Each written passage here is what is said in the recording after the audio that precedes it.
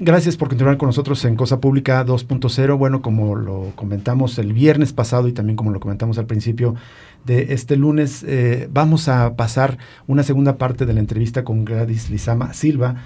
Ella es una sobreviviente del golpe militar en Chile. Ella era docente de la Universidad Tecnológica del Estado allá en Santiago de Chile el 11 de septiembre de 1973, cuando ocurrió el golpe. El viernes pues tuvimos muy poco tiempo, entre otras cosas por el tráfico terrible que hay en la ciudad, pero nos contaba justamente la primera parte de cómo ocurrió el golpe ese día y los días subsiguientes hasta que se levantó el toque de queda, de tal manera que en los próximos minutos vamos a continuar con este relato y agradecerle nuevamente a Gladys Lizama Silva que nos acompaña aquí en Cosa Pública en Radio Universidad de Guadalajara. Gladys Lizama, buenas tardes de nuevo. Buenas tardes. Hasta el viernes nos quedamos en el relato de cómo había ocurrido el golpe, toda esta sensación tan terrible. Nos decías un dato estremecedor de que de los 800 docentes que había en esta Universidad Tecnológica del Estado, 700 fueron detenidos. ¿Qué pasó después? Tú dices, se levantó el golpe de Estado, perdón, el toque de queda 2 o 3 días después. ¿Qué pasó en esos días? En esos días lo que hicimos fue organizarnos para las comidas, para las reuniones de todos los compañeros de todos los partidos. Allí estábamos 30, 40 y cada hora nos reuníamos para acordar, para planificar qué hacer. Y fue así todas las horas del día. De estar al pendiente y de oír la radio. La radio ya, la última radio fue la de Magallanes, la radio Magallanes, que transmitió el último mensaje del Salvador Allende, y después ya no teníamos más que la radio de la dictadura, y que fue la única que transmitió. Todos los canales de televisión fueron también cerrados o callados y transmitía solo un tipo de canal que era, provenía la señal directamente de la escuela militar donde estaba Pinochet y todos los, solamente la versión de la dictadura de los hechos. Sí, claro. Exactamente. Y bueno, la transmisión era bando militar tras bando militar, tras bando militar y música militar mientras entre un bando y el otro. Eso en sí mismo me imagino que ya creaba una sensación de miedo probablemente, ¿no? De solamente escuchar música militar y saber que todo estaba controlado por ellos. Sí, poco a poco uno se va dando cuenta, o yo me di cuenta, de un proceso irreversible que ya no tenía vuelta atrás y que había que prepararse para la resistencia. Ilusamente pensábamos que podíamos hacer resistencia. La verdad, después nos dimos también cuenta que era imposible una resistencia porque el acecho, la detención, no había posibilidad alguna de una organización post-golpe. Por lo tanto, nos quedamos todos reunidos en nuestras casas y tratando de conectarse por teléfono y nada más. No había ni una otra posibilidad de... Impensable salir a marchar a las calles a manifestarse. No, era... las calles estaban patrulladas por los militares las 24 horas del día y y oíamos además los tiros, las metralletas, todas las noches, todos los días y en el día uno podía salir de 9 a 6 de la tarde y ya se acabó. Por lo tanto, no había manera de organizar ningún tipo de manifestación ni nada. Y pues era buscar la alimentación necesaria que teníamos que solventar de alguna forma, todos juntos en las casas de los amigos o en las propias casas de la misma familia, y no atábamos ni desatábamos. Fue muy, muy, muy, muy violento. Claro. Muy violento la situación, como para que uno dijera hay alguna chance de transformar, de hacer un paso hacia atrás. No se podía. Pienso yo como en algún referente, como el caso de España en 1936, cuando el golpe militar comandado por los militares. Ahí quizás no fue tan inmediata la acción de los fascistas, porque buena parte del país quedó todavía bajo el gobierno republicano que tenía parte del ejército. En Chile fue brutal e inmediato la acción y controlaron todo absolutamente, pero además la fuerza represiva fue muy inmediata. Estos 700 compañeros que fueron detenidos es una pequeña muestra, me imagino, de los miles y miles que fueron en los primeros días rápidamente detenidos, desaparecidos. Es decir, hubo un exterminio, podría pensarse, de cualquier fuerza popular que pensara resistir al gobierno de Pinochet. Sí, porque no solo habilitaron el Estadio Chile, luego habilitaron el Estadio Nacional, que era el estadio de fútbol, que todavía sigue existiendo el mismo estadio. Y habilitaron en cada lugar del país, que pues, a lo largo son 4.200 kilómetros, fueron habilitando lugares para tener detenidos y hacinados en cada uno de las provincias en ese tiempo. Uh-huh. Entonces no había chance, porque el ejército estaba muy bien organizado, de tal forma que fueron controlando, más bien, no que controlaron el país al mismo tiempo a nivel nacional. Claro. Los 4.200 kilómetros estaban absolutamente... Creo que en un informe de derechos humanos se hablaba de hasta 1.200 centros de detención que se habilitaron para llevar a cabo estas operaciones. Gladys, ¿cuándo te enteraste tú de los primeros conocidos amigos tuyos que fueron detenidos o eventualmente asesinados? Pues muy pronto, como a los 4, 5, 6 días, fuimos dándonos cuenta del nivel de fusilamiento, porque eran fusilamientos.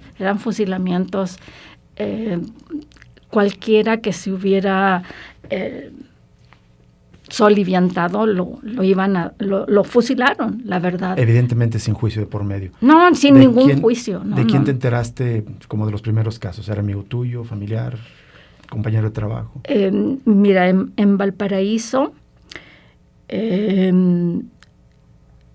que yo había estudiado en Valparaíso, en la Universidad de Chile, uno de los compañeros que lo torturaron a morir se lanzó en el barco donde estaba detenido, pues de la cubierta hacia el fondo, y obviamente se murió. De eso nos enteramos muy pronto. Y de otras muertes, pues fueron las muertes que sucedieron en la calle, donde simple y llanamente cualquier tipo de movimiento que no fuera aceptado por el militar con el cual te encontrabas, la verdad fueron en el momento asesinados.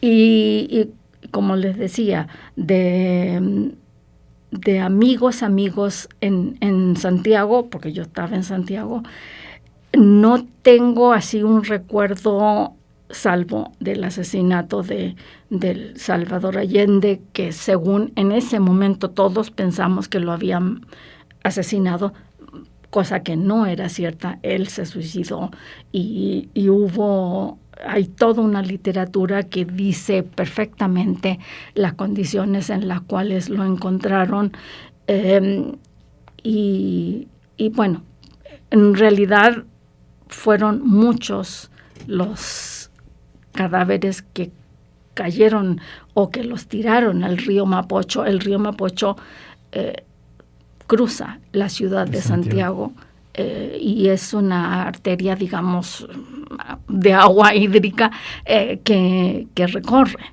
Y fueron muchos cadáveres encontrados en el cauce del río. Y bueno, pues la verdad yo no les podría decir que un amigo, que un compañero de los que estábamos en la universidad, salvo Víctor Jara, que sí sabemos que fue asesinado. Que fue asesinado.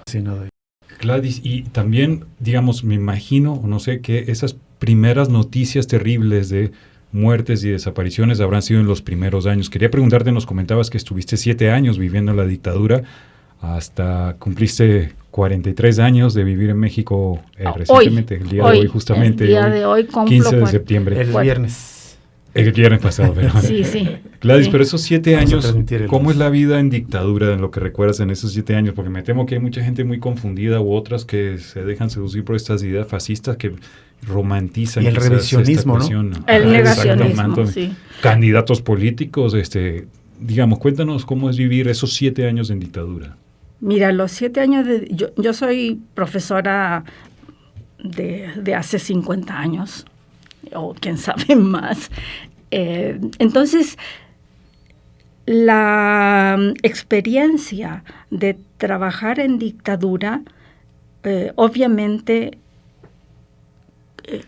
hacer clases durante la dictadura y haber hecho clases antes de la dictadura, sí hay una diferencia, hubo una diferencia tremenda, porque primero fui expulsada, allá se llama exonerar, se exoneraron, a mí me exoneraron con fecha 30 de octubre de 1973. ¿De tu plaza en la universidad? De mi plaza en la universidad, y adiós, o sea, nunca pude regresar a la universidad porque pues no era posible, porque pues era una roja, era una militante comunista, por lo tanto no tuve ninguna chance. Por lo tanto, en ese caso yo tuve que buscar trabajo, y mi primer trabajo, porque no podía permitirme eso de que me mantuvieran mis padres, pues no. Mi padre ya había muerto. Entonces conseguí un trabajo de secretaria en una fábrica de láminas para habitaciones, para casas de muy pobres, porque eran se llaman allá fonolitas, ¿sí? Y en ese lugar, que era familiar de un militante, me consiguió este trabajo. Y ya en 1974 ya empecé a buscar trabajo en liceos, que sería el equivalente aquí a la prepa, más o menos ese nivel. Y sí encontré, y sí trabajé en dictadura, pero con los programas absolutamente transformados, programas de trabajo que los cambiaron de una manera, digamos, arbitraria, sin preguntarle a nadie, sin ningún tipo de consenso, y empecé a dar clases de historia con programas que resaltaban todo la historia, yo diría fascista. Claro. ¿sí? Todos los aspectos conservadores, ¿no? Sí. Totalmente remarcados. Sí. Duraste entonces 7 años. ¿Cuándo tomaste la decisión de salir de Chile y por qué razón? ¿Y bueno, en Chile yo trabajé y a su vez, como les decía, en liceos, pero sí hice una licenciatura en historia nuevamente. Yo me titulé de profesora, pero la licenciatura era una especialización, algo así como las maestrías de hoy, porque en ese tiempo no había maestría, no había doctorado, era prácticamente la licenciatura. Entonces, y simultáneamente en esos 7 años yo hice una licenciatura en historia especializada y obviamente con un programa de licenciatura que era, digamos, al modelo de derecha. Las clases, por ejemplo, había clases de nacionalsocialismo. No les estoy inventando. O sea, había un profesor destinado a nacionalsocialismo. Entonces nosotros y teníamos compañeros que eran soplones, que sabíamos cuáles eran. Por lo tanto, nunca los tratábamos mal, ni hablamos delante de ellos. Se cuidaban de totalmente, porque la vida se transformó en una sospecha constante del que estaba en otro lado. Del que estaba enfrente, del que iba al lado en el camión, del vecino que estaba cerca de la casa. Todo era sospecha. Vida donde no podíamos confiar en nadie, en absolutamente nadie. ¿Y eso fue lo que te motivó a salir de Chile? Sí, ese entorno? Pero porque terminé la licenciatura y ya no tenía ninguna posibilidad de perfeccionamiento, pero remotamente entrar a trabajar en una universidad, ¿no? Era imposible. Entonces decidí que podía postular a alguna beca para salir al exterior. Y bueno, la FLACSO, que era la Facultad Latinoamericana de Ciencias Sociales, que antiguamente se había formado en Chile mucho tiempo. Uh-huh. Y toda esa camada de profesores se vinieron a México y aquí fundaron la FLACSO en Ciudad de México.